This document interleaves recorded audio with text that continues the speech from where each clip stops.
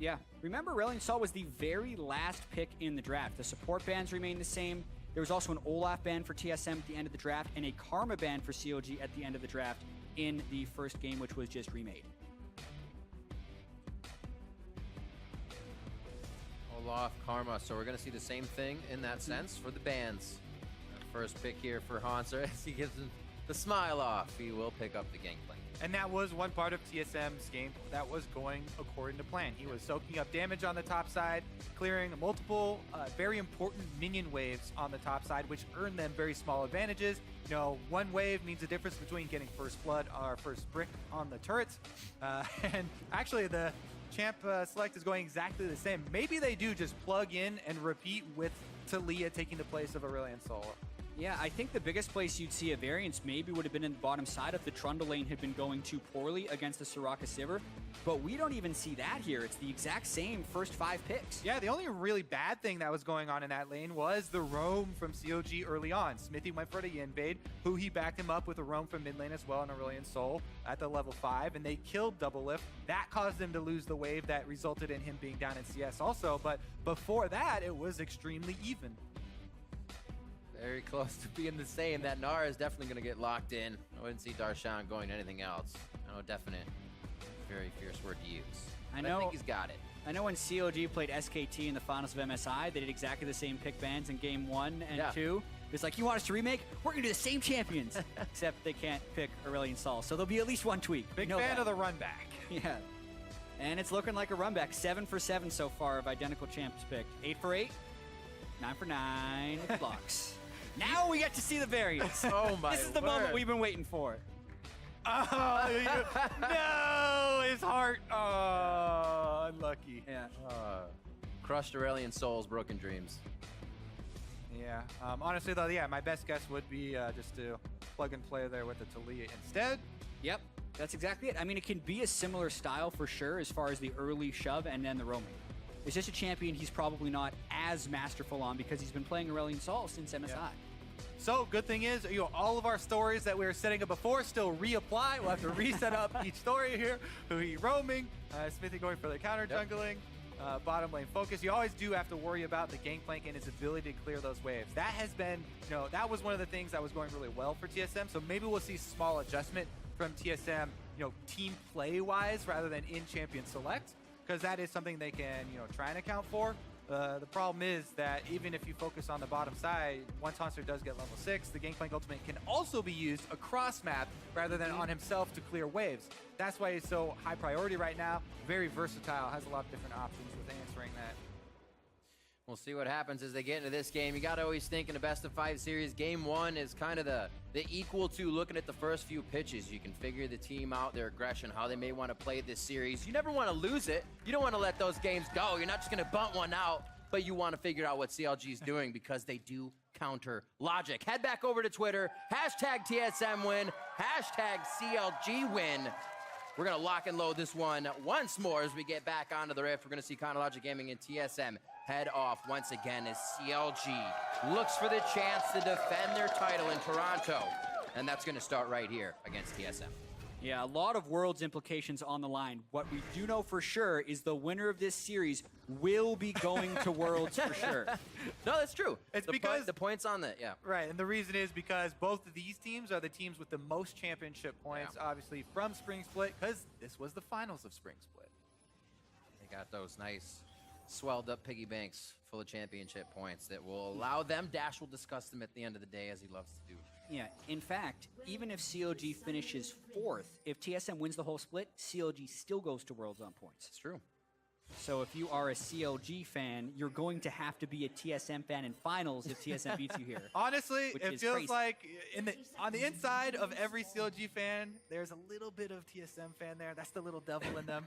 And same thing the other shoulder. You're going to get a lot of angry tweets for that one. Same thing for the TSM fans, honestly. I mean, they're like blood brothers, really. The two oldest teams. It's a very long relationship that these two teams share. The two families, right? Yeah, I mean, did you know that Reginald himself has actually played for CLG in our history? Our? Yes, our.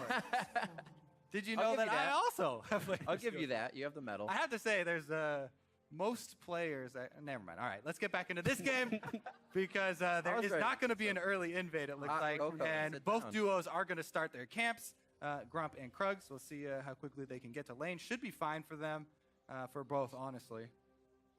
Yeah, and no harassment on the early camps either. Both junglers starting with an early pull.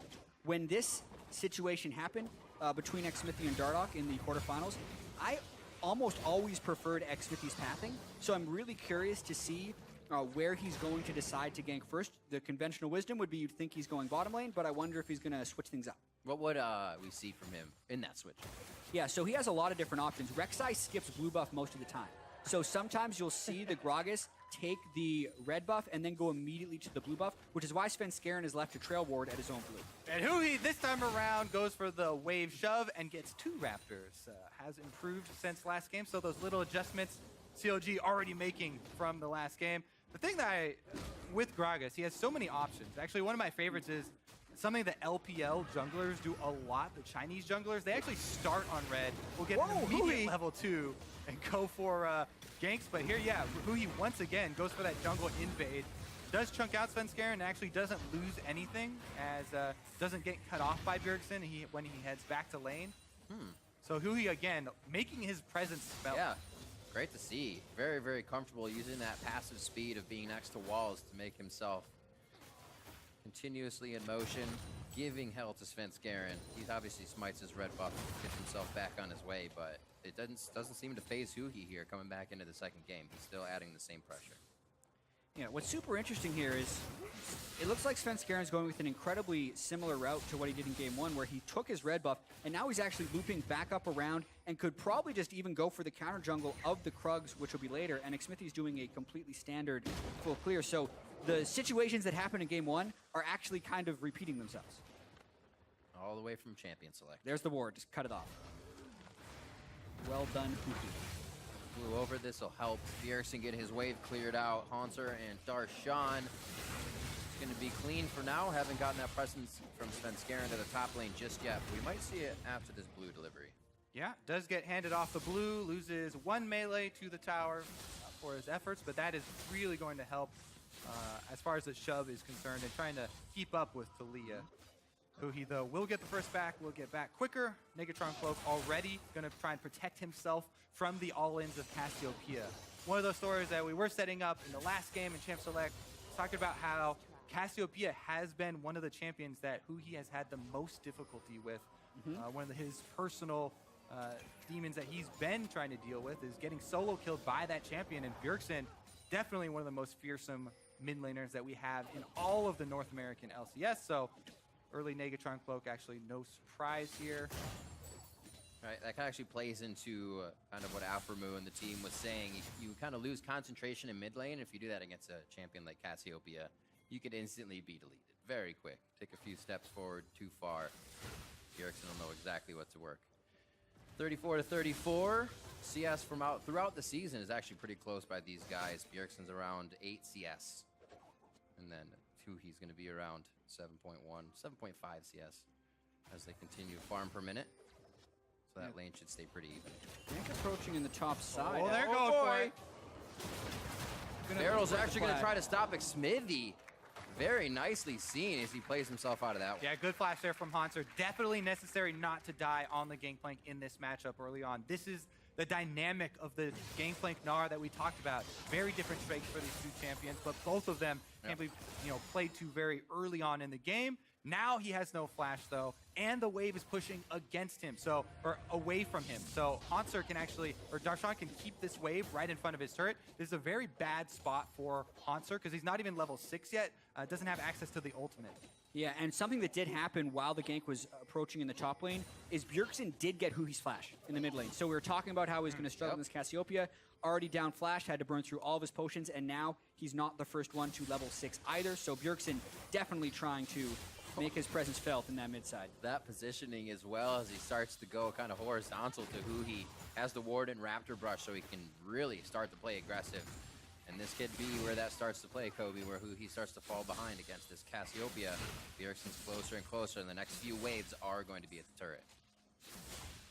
Yeah, you can see Bjergsen playing aggressively. As you mentioned, Jat, when we were talking about the summer selection as well, Bjergsen is very clearly playing this to try and get kills onto Huhi. We talked about the stats for all of the lanes of CLG.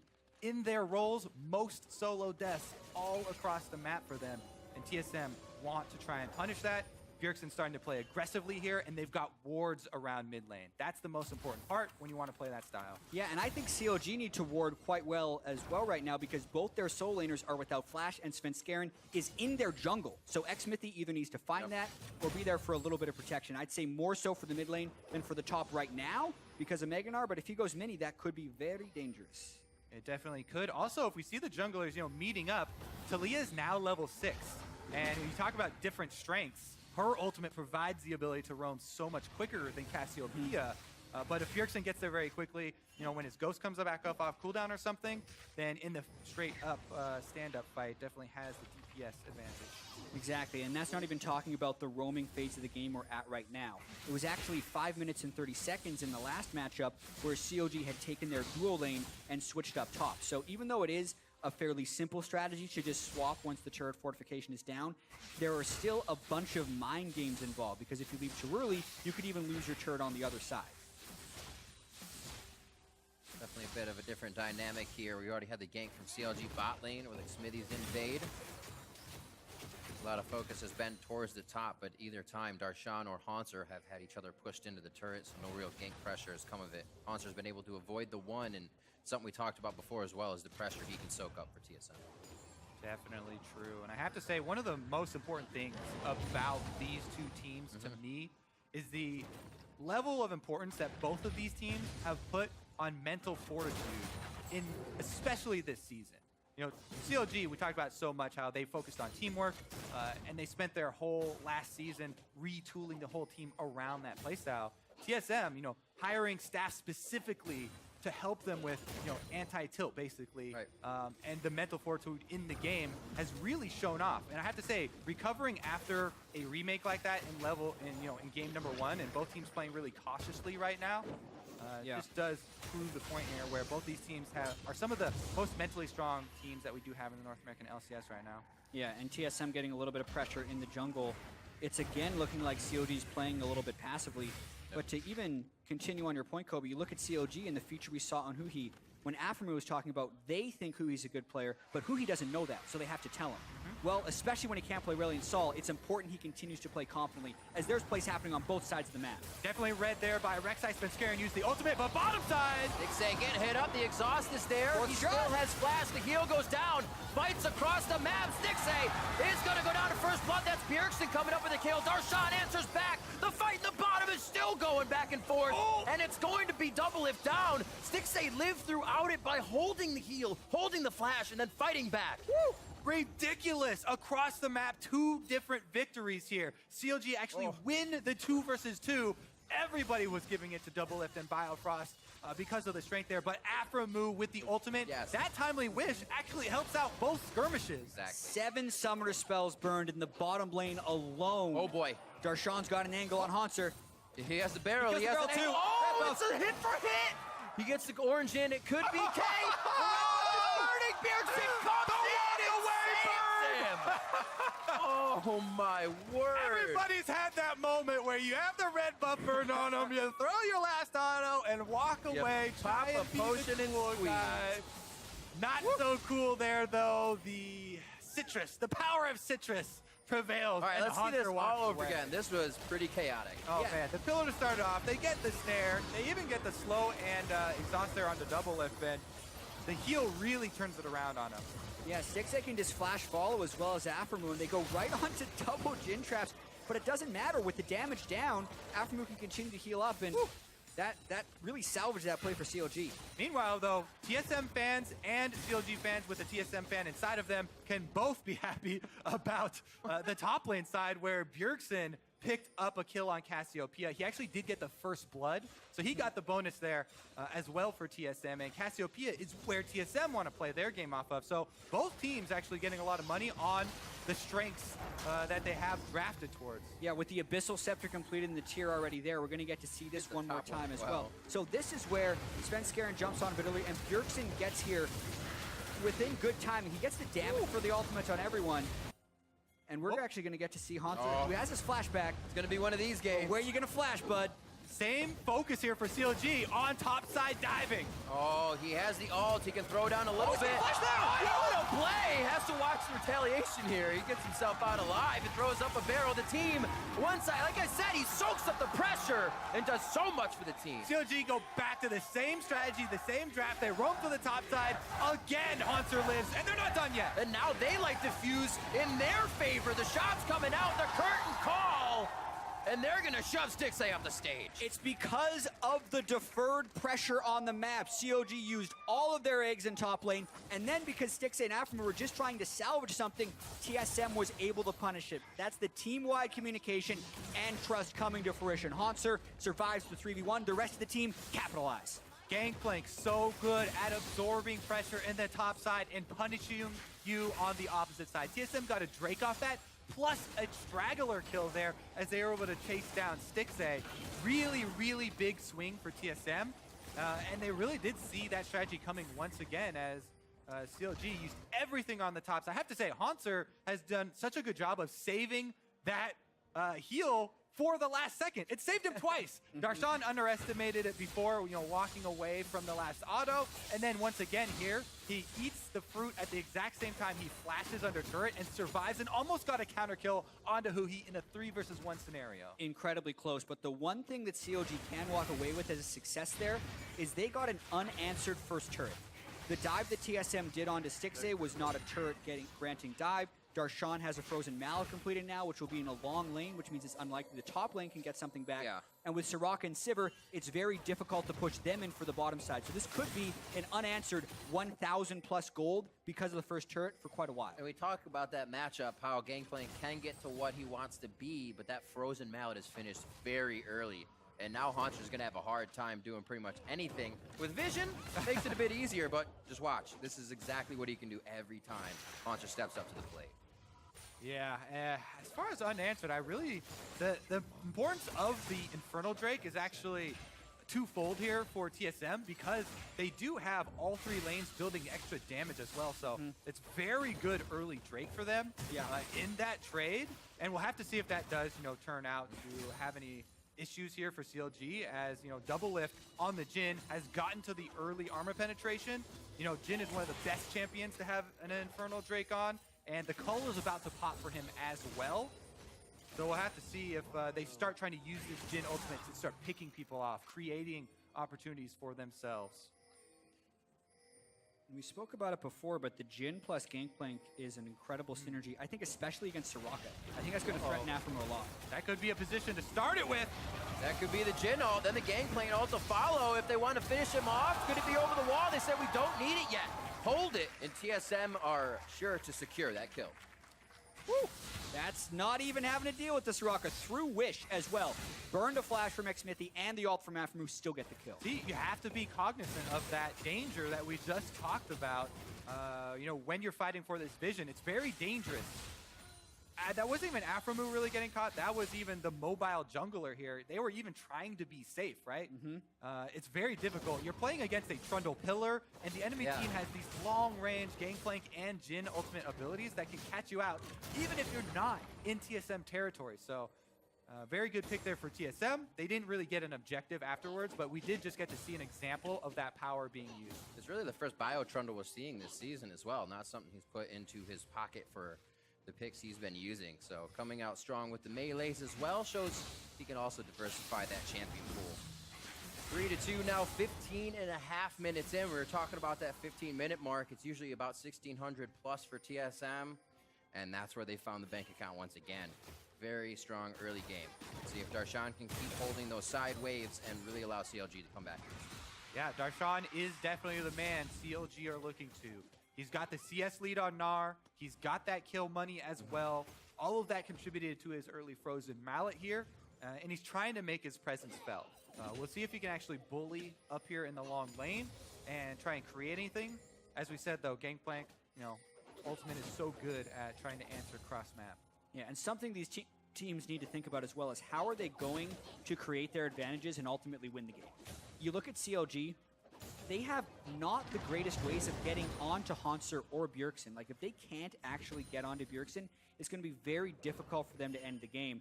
And then TSM, likewise, they're the long-range pick team. I think that's the way they get it, because otherwise, the disengage from Sivir and Soraka and Gragas is going to be pretty immense. We may be in for a long game if these teams don't go incredibly aggressive. It seems that CLG has kind of tempered themselves a bit. We saw a lot more action from lane to lane, and actually more turrets dropped, so that kind of escalated it as well. And here things have slowed down a bit as TSM gain a lead. And Hauntzer keeps soaking up CS in the top lane. He's going to catch up quite soon. Teams are going for plays on opposite sides of the map right now, so that means CLG have to recall their bottom lane. They're sending so many people top that their bottom lane's got to be the target. They know this. TSM have full vision coverage, and it will just be the trade of objectives. You know, good job by them recognizing that they're overloading that other side of the map, and they need to back off. Again, the importance of that wave clear with the gangplank. Yeah, and it's actually not a trade yet, because they didn't get that bottom lane turret, and they're wondering whether or not Huhi should pull back. I think eventually they can pressure it, but that requires some really deep vision in the TSM jungle and a large commitment to get an interior turret. So far, it's actually just a positive trade for TSM, and they're in position for the respawning Drake, which is a mount. So much vision for TSM setting up for this Drake. And the other thing that you were kind of touching on earlier, how you thought it might be a long game if they, don't go aggressive. TSM is the team that want to kite back through their gangplank barrels, their Cassiopeia, and their pillar spam. So the Drake is just so hard to contest there. You have to give it up if you're CLG. You can't afford to check into the fog of war versus a team like TSM have built here, and they want to try and kite backwards. Yeah. A lot of wards as well. Look at the bottom side of that map. It's like a light bright right now for the TSM side. Going to be towards the top side for CLG. Kind of playing process of elimination here. Whoa! Wards on the bot as well. Equinox onto Bjergsen. He's silenced out. And Biofrost is going a little bit harder there. Bjergsen's backed, and they can't really continue on this. Really just added pressure from the curtain call. And CLG is getting the Herald for Darshan, who again is going to be big in those sides.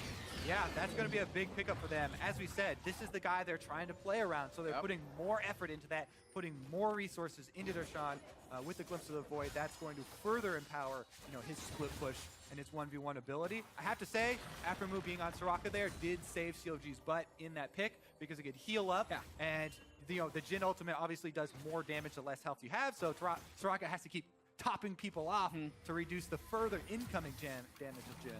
Huhi took a lot of hits from that ultimate, and it was like, oh, it's full health, it's fine. It wasn't even a problem. Yeah, the problem really comes up when Soraka's the one getting shot, because she can't heal herself, and she's very slow, and she has to only use her flash to get away from Trundle Pillars, so aphromoo is really the guy that has to be most worried about his positioning, because if he's the one getting shot, then they're going to have a lot of issues. Also incredibly aware of those situations. Something like that happens in the blink of an eye, and you got to be ready to have a cross-map save. Yeah, Stixxay pop the Sivir ult and like, run, Afro, run, because you better... Yeah, right? You're always going faster. Speedy, medical Soraka. 20 minutes coming up on the clock, and TSM, #1 in first Drakes in the game, and they continue that throughout here against CLG in the playoffs. Also grabbing a mountain as well, so once they start to approach the turrets, Chronologic Gaming might have some trouble. Yeah, I like what TSM are doing, actually. They continually position Hauntzer into the lane to try and wave clear, and then overload the other side of the map to get these turret trades. And then, in each of those trades, they get a little bit of tempo. Bjergsen actually roamed up to that top side to make sure it did happen this time around.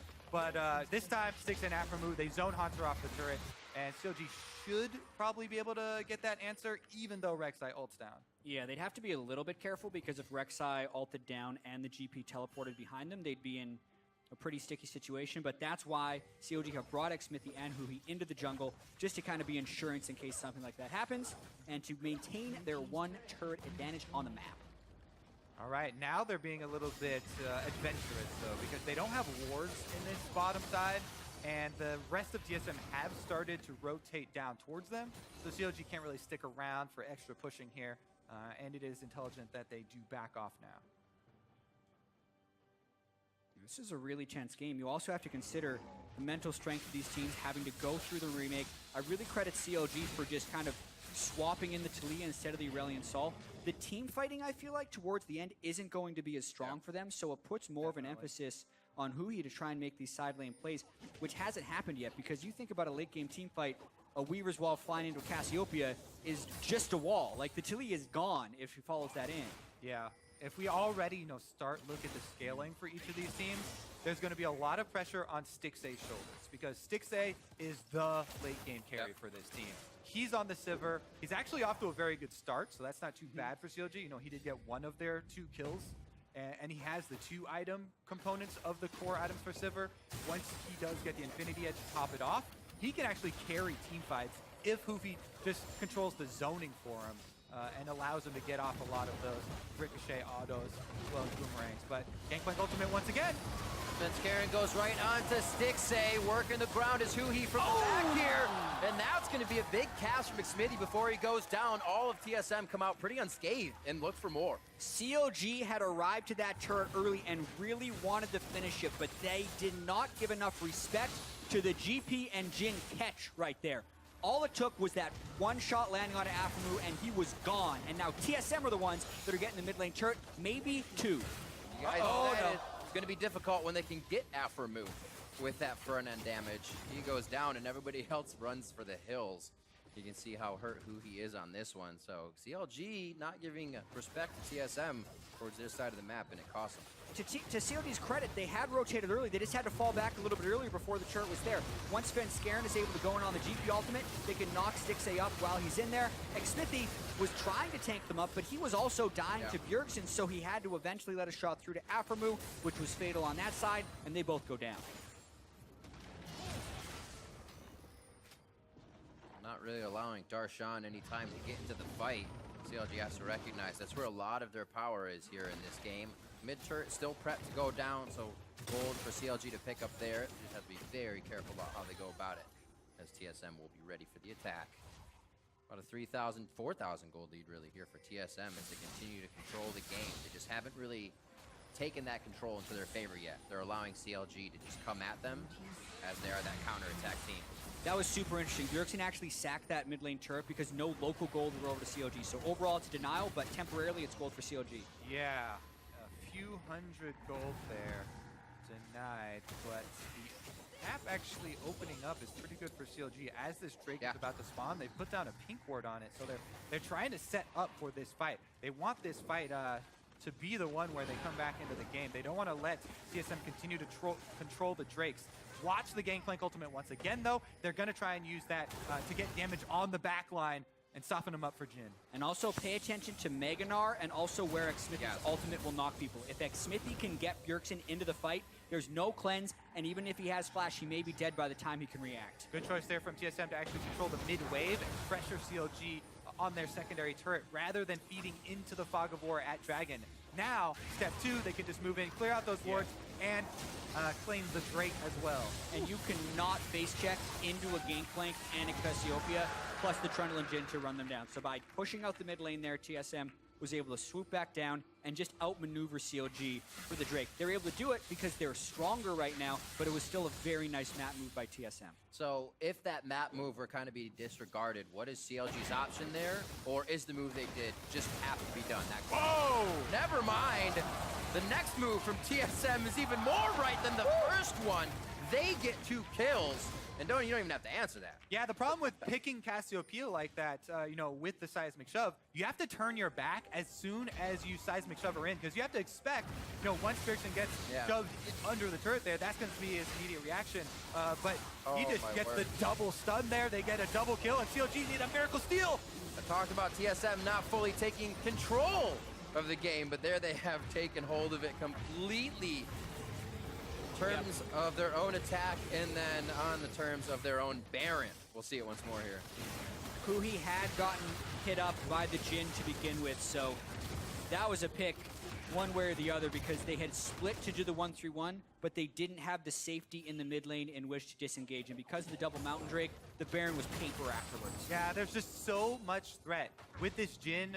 Even when off screen, Doublelift doesn't have to be in the screen, and CLG still have to respect members of TSM looking for duels like that, because the long range damage right now, he's got all this extra flat armor penetration, and he'll shred anyone on the front line of CLG.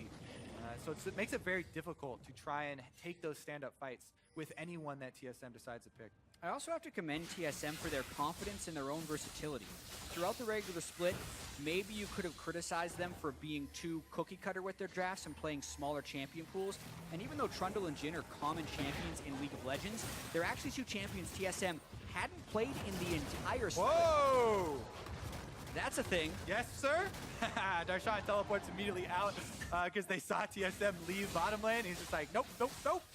Not going to stick around. He does get that solo kill gold. Yep. However, CLG are going to have to try and wave clear here with Baron buff still on TSM. It looks like taking out Gangplank is enough to do it. So that was a very key outplay from Darshan, a very key solo kill for himself. As we said, it's going to be CLG having to play to their strengths here with Darshan and with Gnar. And this basically saved them not only the bottom lane pressure, but also the mid turret. That turret would have died to the push of TSM were not for Darshan relieving pressure. What's up? You have Baron, I have Rift Herald. Let's fight. Yeah, and he's Gnar with the Frozen Mount and Black your Cleaver. Gnar. So we will see what kind of options TSM can provide for themselves here. He's still Gnar, but there's a lot more people here. Oh, they knew he just Gnar'd back down to Mini, if that's a thing. So they get themselves right in and out of that play, not even within aggro range of the turret. So that's going to fall in their favor here. Like we said, TSM starting to take control. And then now in the bot lane, it looks like this second turret will fall. The first inhibitor of the game. And it does not look like CLG will be able to do much. They may put up an ult from Xmithie here to get Hauntzer in. Hello and goodbye as they drink him under the table. Called it, Riv, right there. Xmithie, good ultimate. And CLG already able to get one kill. The Sivir ult was used here. Can they chase down another? They're cutting him off. Oh, the bounces. Right onto him. Nice boomerang as well. Working the ground as Huhi goes the other way, trying to stay within that passive wall movement, but they don't want the full chase. Like we said, it's still difficult to walk into a team like TSM, even on the chase. So CLG say, we're good with protecting the base. We'll set up some more defense here. CLG have to be incredibly careful against Bjergsen when chasing in, who is becoming a monster on Cassiopeia. But as long as they can keep getting picks on what is mainly a squishy triple threat team composition for TSM, they're going to be able to continue to prolong this game, and that was an incredibly dangerous situation. One of the main ways CLG can prolong this game is by having split push pressure with Darshan. The way you beat that is you kill a split push pressure, and then you try and push 5v4. TSM had done all the prior steps properly, but then Hauntzer gets caught out, Xmithie had a great play, and it has to reset once again. Yeah, both teams have really played to that teleport style. Bring it to the teleporter, not to the other side of the map so he can teleport. It's been done on Hauntzer in the early game, and now for Darshan here toward the late. 29 minutes as we come up to crest, 38-4. And it's 56,000 to, we'll give CLG 49 as we round up. The huge lead here as TSM continues to be able to replicate this early game play style. Always find somewhat of a lead, even if their turrets are being taken down, even if it seems like they're being worked around the map. Now try and steal the blue away from Huhi, and they will be successful. That Jhin ultimate opening up. We see that between the Ashe and the Jhin lately, and I'm actually starting to favor the Jhin a little bit more. You miss an Ashe arrow, and it's kind of, you miss a Jhin shot, you have a few more to slow it, even AoE style, and continue that fight for your team. And TSM has one that can catch up nicely. Well, as of right now, CLG are going to have to turtle inside their base, play defensively, watch out for that long-range damage of TSM. You know, during that time, Darshan's going to try and split push, but he doesn't have teleport to get back. So they're just trying to wave clear here. Luckily, you know, CLG, they obviously do have the Sivir, which is very good at it, Anthony in the mid lane. And with Baron being taken very recently, they don't have to worry about that. This Draco, though, has to be forfeit. I don't really know if they can actually afford to risk another team fight loss. That might be the game if they lose another one. I feel like CLG should actually just try and get as much wave pressure and wards in the Baron area as possible while TSM is taking this third Mountain Drake. As far as Drake stacking goes, 2 Mountain Drakes versus 3 Mountain Drakes means you're either killing Baron instantly or almost instantly. So there's not that much of a difference as far as the strength, in my opinion. Yeah, the focus of this game right now is on the next team fight, right? The next one is going to be what breaks this thing wide open. And CLG don't have too many more chances. TSM have accumulated a very big lead here. They have a lot of map control as well. So CLG are going to have to make a very quick decision during the next team fight and just run in with the Sivir and make one of those surgical plays here. Darshan's level 16 now on the Gnar, does have his flash ready, so they can try and isolate some of these squishy members. As you said, TSM, they're a team with triple threat, so if you get the jump on someone, you can try and kill them quickly, but TSM looking very strong. Yeah, I'm trying to think of a dream scenario for CLG's team fight, and it's basically if Talia can get a nice wall across TSM that segments some of them away, and then Darshan can Mega Gnar into that and get a massive ultimate on many people. The problem with that is it's been so long since you've seen a fight. Like, TSM can flash away. So you have to find a way to get the flashes first and then pull off the combo, which is, like Kobe says, why TSM is looking so strong and very likely to win this game. It's one of the reasons why I love seeing Talia in game is because a creative ultimate can change a 6,000 gold lead and completely make it a much different fight if you can separate the team from each other. Something you can create by yourself is very, very strong. It's just Huhi has to put himself in a pretty dangerous position to do that. Definitely true. Most positions right now are very dangerous for Huhi and CLG as TSM have deep wards. Look at all these deep wards. Oh, there's the pillar. Huhi can't even ult to get out of this one. He would have knocked off the surf right away. aphromoo saves himself with the ultimate as well as some damage from that star call, and everybody continues to get pushed out here as TSM is just roughhousing CLG in their own jungle. And Bjergsen solo killed Darshan on the other side of the wall right there. So that was CLG attempting to pull off and just completely flopping. TSM way stronger and looking poised to win the game. Bing, bang, boom. Takes him down. The inhibitor follows right after with its turret, and they could be looking to go for the Nexus turrets here. Really lighting a fire under themselves to come into this little bit of a remake game. Both teams coming out very strong, and TSM is going to try and find the Nexus here in game 1, 11-4, as they battled it out in CLG in the early game. We're gonna have to see how much closer this series can get. We are gonna be going game 2, as TSM is up 1 game. And TSM has to feel quite happy about that game. Hauntzer dodged a ton of